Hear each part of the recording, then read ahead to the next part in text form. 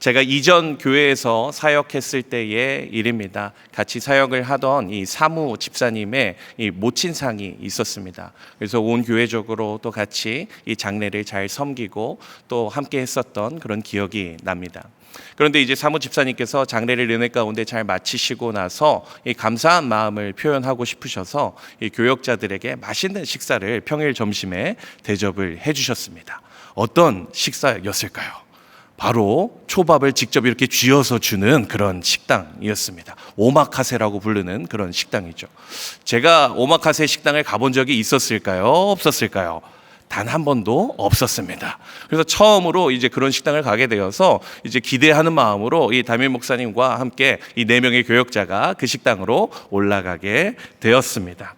이 오마카세 식당에서 처음에 막 상콤한 그런 음식들이 나와서 입맛을 돋구게 되고 차완무시 그 계란찜이잖아요. 그 계란찜 이렇게 맛있게 먹고 그렇게 하면서 이제 초밥이 한 점 한 점 나오기 시작했습니다. 너무너무 맛이 있어서 한 점 한 점 없어지는 것이 너무나 서운했던 그런 순간이었습니다. 그렇게 식사를 하다가 이 오마카세 식당의 특징이 무엇입니까? 이렇게 이 음식은 무슨 음식입니다. 이거는 무엇입니다라고 설명을 이렇게 해주지 않습니까? 그런 이제 질문도 하고 이야기를 하는 그런 시간들이 있었습니다. 그때 이전 교회 담임 목사님께서 이런 질문을 이 셰프님께 했습니다. 셰프님은 몇 년 정도 일식을 하셨나요? 라는 질문을 이렇게 하셨습니다. 하지 말았어야 했던 그런 질문이었는데 불길하지 않습니까? 그 셰프님께서 이렇게 대답을 하셨습니다. 중식을 7, 8년 정도 하고 일식을 시작한 지는 6개월이 지났습니다 라고 이야기를 하시는 겁니다.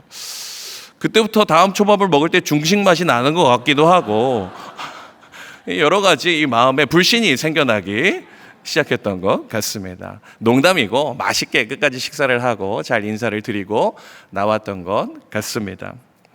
이처럼 우리는 누군가의 삶을 살아가면서 누군가를 바라보면서 신뢰하기도 하고 또 불신하기도 하는 것이 우리들의 인생인 것 같습니다. 여러분들 야구 좋아하십니까?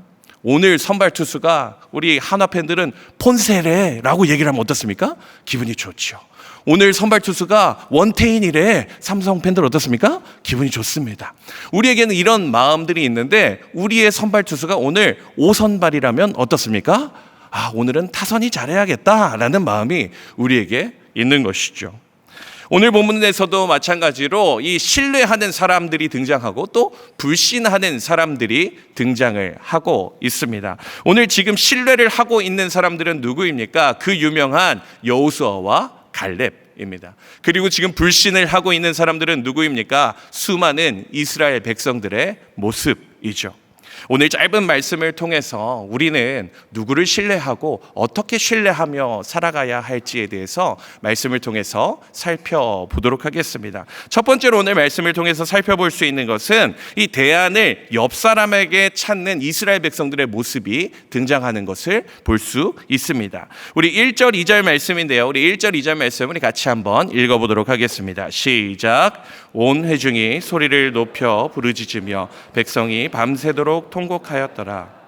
이스라엘 자손이 다 모세와 아론을 원망하며 온 회중이 그들에게 이르되 우리가 애굽 땅에서 죽었거나 이 광야에서 죽었으면 좋았을 것을. 아멘.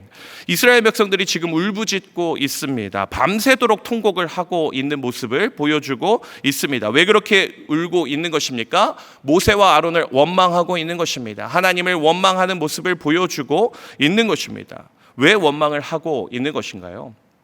오늘 본문에 조금 앞서 있는 민수기 11장 말씀에 보게 되면 또 이렇게 나오고 있습니다. 우리가 애굽에 있을 때에는 값없이 생선과 오이와 참외와 부추와 파와 마늘을 먹었던 것이 생각나거늘 이라고 얘기를 하고 있는 것이죠.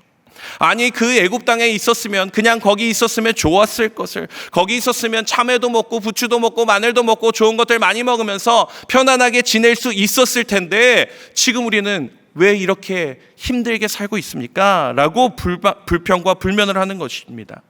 아니 왜 가나안 땅으로 들어가려고 하는 거예요? 안 돼요, 안 돼요, 싫어요. 이렇게 이야기를 하고 있는 것이 지금 이스라엘 백성들의 대다수의 모습이라는 것이죠. 이스라엘 백성들은 눈앞에 놓여있는 두려운 상황 속에서 불평하며 원망하는 모습을 보여주고 있습니다.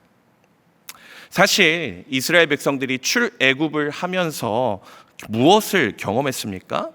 살아계신 하나님의 능력을 경험했습니다. 하나님께서 일으키신 경이로운 기적을 눈으로 보았던 사람입니다. 그리고 그러한 기적에 앞서서 행했던 리더 모세와 여호수아가, 모세와 아론이 눈앞에서 살아 있었습니다. 그럼에도 불구하고 이스라엘 백성들은 그 커다란 거인들을 바라보면서 우리는 메뚜기입니다 라고 이야기를 하고 있는 것입니다. 출애굽기 1장에 보게 되면은 사실 애굽에서 살았던 이스라엘 백성들의 삶이 녹록지 않았던 것을 볼 수가 있습니다. 1장에서 이렇게 이야기를 하고 있어요. 12절부터 14절까지 말씀입니다. 함께 읽어볼까요? 시작. 이집트 사람들은 이스라엘 백성에게 더 힘든 일을 시켰습니다. 그래도 이스라엘 백성 수는 더 늘어났습니다. 그러자 이집트 사람들은 이스라엘 백성을 더욱 두려워하여 이스라엘 백성에게 더욱더 고된 일을 시키고 그들을 괴롭혔습니다. 이집트 사람들이 이스라엘 백성에게 힘든 노동, 곧 흙 이기기와 벽돌 굽기와 힘겨운 밭일을 시켰기 때문에 이스라엘 백성들의 일은 더욱 힘들게 되었습니다. 쉬운 성경에서 이렇게 말씀하고 있는 것이지요. 계속해서 힘든 일, 어려운 일, 더욱더 노동의 강도가 세져가서 그곳에서 살기가 너무나 힘들었습니다. 그렇게 힘들었던 것, 어려웠던 것을 생각지 않고 지금 내 눈앞에 보여지는 그 상황 가운데 불평하고 불만하고 있는 것이 그들의 모습이라는 것이죠. 참 간사한 모습을 보여지고 있는 것입니다. 그 간사함이 어디로 이어지게 되냐면은 이 어려움과 두려움을 해결하려는 그 모습 속에서 드러나고 있습니다. 4절을 메시지 성경으로 또 가져왔습니다. 곧이어 그들은 서로 말했다. 새로운 지도자를 뽑아 이집트로 돌아가자. 그들이 서로 말했다라고 고백을 하고 있습니다. 이미 그들에게는 모세와 이 아론이라는 리더가 있었습니다. 그리고 그 리더에게 말씀하시는 진정한 통치자 하나님이 계셨습니다. 그럼에도 불구하고 무엇을 얘기하고 있는 것입니까? 새로운 지도자를 뽑아서 우리가 다시 돌아가자. 새로운 지도자를 뽑아서 다시 돌아가자. 그런데 그 결론을 내린 방식은 어떠한 방식이었습니까? 서로 말했다. 서로 이야기했다라는 것이죠. 그들이 대안을 찾는 방법은 옆 사람에게 있었던 것을 볼 수 있는 것입니다. 사랑하는 성도님들, 우리의 생사가 달려있는 중요한 일을 앞두고 있을 때 죽고 사는 문제 앞에서 여러분 누구와 의논을 하시겠습니까? 누구를 신뢰하며 나아가시겠습니까? 가까이 지내는 동네 친구들과 의논하시겠습니까? 직장 동료들과 의논하시겠습니까? 남편과 아내와 의논해야겠죠. 물론 해야겠지만 우리의 인생의 중요한 순간순간에 우리가 진정으로 신뢰하고 상의해야 할 분은 바로 누구시냐? 하나님이라는 것을 기억해야 한다라는 것입니다. 제가 고등부 학생들에게 자주 이렇게 비유를 들어서 설명하는 것이 있습니다. 얘들아, 너희들이 어떤 사람에게 과외를 받고 싶니? 이렇게 질문을 합니다. 첫 번째, 1번은 스카이에 간 동네에 아주 좋은 선배가 있어. 그 사람에게 이 과외를 받고 싶니? 두 번째, 수능 출제위원에게 과외를 받고 싶니? 라는 질문을 합니다. 당연히 수능 출제위원에게 과외를 받고 싶지 않으시겠습니까? 모든 것을 다 알고 있는 그 사람을 신뢰하는 것이 당연한 것입니다. 이와 같이 우리는 옆에 있는 사람에게 대안을 찾는 것이 아니라 보이는 이들과 서로 의논하는 것이 아니라 모든 것을 알고 계시는 그 하나님, 그 하나님을 신뢰하며 나의 모든 삶을 주관하시는 하나님 앞에 나아가는 인생이 되어야 한다는 것이죠. 바라기는 우리 귀한 성도님들의 인생 가운데 나의 삶을 진정으로 인도하실 수 있는 그 하나님을 신뢰하시기를 간절히 소망합니다. 두 번째로 오늘 말씀을 통해서 살펴볼 수 있는 것은 무엇이냐면 바로 대안을 하나님 중심적으로 찾는 여호수아와 갈렙의 모습이 있다는 것을 살펴볼 수 있습니다. 이스라엘 백성들이 밤새도록 울며 자기들끼리 의논한 대안을 제시하였을 때 여호수아와 갈렙은 지금 무엇을 하고 있습니까? 하나님 중심적으로 생각하며 하나님을 신뢰하는 것을 볼 수 있습니다. 8절 말씀에 이렇게 나와 있습니다. 여호와께서 우리를 기뻐하시며 우리를 그 땅으로 인도하여 들이시고 그 땅을 우리에게 주시리라. 이는 과연 젖과 꿀이 흐르는 땅이니라. 아멘. 여호수아와 갈렙의 중심은 무엇입니까? 여호수아와 갈렙이 서로 둘이 의논하고 있습니까? 어떡하지? 저렇게 이스라엘 백성들이 반발이 심한데 우리가 어떻게 해야 되지? 그러한 고민으로 나아가는 것이 아니라 하나님께서 우리를 기뻐하신다면, 하나님께서 우리에게 허락하신다면 우리는 그곳에 갈 수 있습니다 라고 고백을 하고 있는 것이 그들의 모습이라는 것이죠. 여기서 중요한 지점이 있는데요, 이스라엘 백성들이 바라본 것과 여호수아와 갈렙이 바라본 것에 굉장히 큰 차이가 있다라는 것입니다. 이스라엘 백성들이 바라보는 것은 무엇입니까? 민수기 13장 33절 쉬운 성경에 이렇게 말합니다. 우리는 그곳에서 네피림 백성도 보았습니다. 아낙 자손은 네피림 백성의 자손일 것입니다. 그들은 거인이었습니다. 우리는 스스로 보기에도 메뚜기 같았고 그들에게도 메뚜기 같아 보였을 것입니다.